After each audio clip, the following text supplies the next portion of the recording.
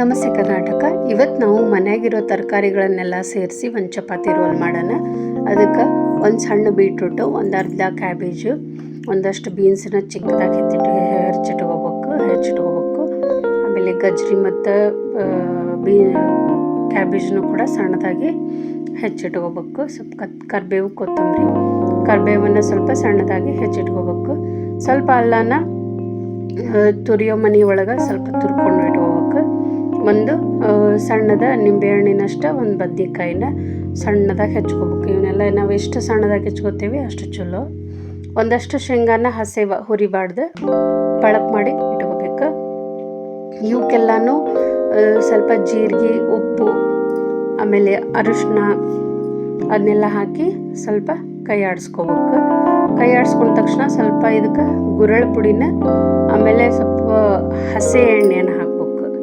ಹಸೆ ಎಣ್ಣೆ ಹಾಕಿ ಆಮೇಲೆ ಸ್ವಲ್ಪ ಸಕ್ಕರೆ ಹಾಕಿದ ಕೂಡಲೇ ಇಷ್ಟನ್ನು ಕಲಿಸ್ಕೋಬೇಕು. ಇದಕ್ಕೆ ನಾವು ಒಂದು ನೀಟಾಗಿ ಕಲಿಸ್ಕೊಂಡ್ಬಿಟ್ರೆ ಇದು ಸ್ಟಫಿಂಗ್ ಚಲೋ ಆಗ್ತೈತಿ.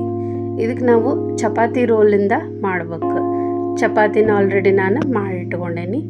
ಇದನ್ನೆಲ್ಲ ನೀಟಾಗಿ ಕಲಿಸ್ಕೊಂಡ ತಕ್ಷಣ ನಾವು ಒಂದು ಸ್ಪೆಷಲಾಗಿ ಒಂದು ಹಸಿಮೆಣಸಿನ್ಕಾಯಿ ಪೇಸ್ಟನ್ನು ಮಾಡಿಟ್ಕೊಂಡಿರ್ತೇನೆ. ಅದಕ್ಕೇನಿಲ್ಲ, ಪುದೀನ ಒಂದು ಎಕ್ಸ್ಟ್ರಾ ಹಾಕಿರ್ತೇನೆ ಅಷ್ಟೇ. ಪುದೀನ ಜಾಸ್ತಿ ಹಾಕಿರ್ತೇನೆ. ಕರಿಬೇವು, ಕೊತ್ತಂಬರಿ, ಅಲ್ಲ, ಬೆಳ್ಳುಳ್ಳಿ ಎಲ್ಲ ಜಾಸ್ತಿ ಹಾಕ್ಕೊಂಡು ರುಬ್ಬಿಟ್ಕೊಂಡಿರ್ತೀನಿ. ಸ್ವಲ್ಪನ ಮಿಕ್ಸ್ ಮಾಡೋದಕ್ಕೆ ಹಾಕ್ಕೋಬೇಕು ಇವು ತರಕಾರಿ ಜೊತೆಗೆ. ಇನ್ನು ಸ್ವಲ್ಪನ ಚಪಾತಿಗೆ ಪೂರ್ತಿ ಸೌರಿ ಇಟ್ಕೋಬೇಕು. ಆ ಸೌರಿ ಇಟ್ಕೊಂಡು ಕೂಡಲೇ ಅದಕ್ಕೆ ನಾವು ಇದೇನು ಸ್ಟಫಿಂಗ್ ಇರುತ್ತಲ್ಲ ಅದನ್ನು ಒಂದು ಸೈಡ್ ಇಟ್ಟು ಈ ಥರ ರೋಲ್ ಮಾಡಿ ನಡಕ್ಕೆ ಕಟ್ ಮಾಡಿ ತಿಂದ್ರೆ ರುಚಿ ಇರ್ತೈತಿ.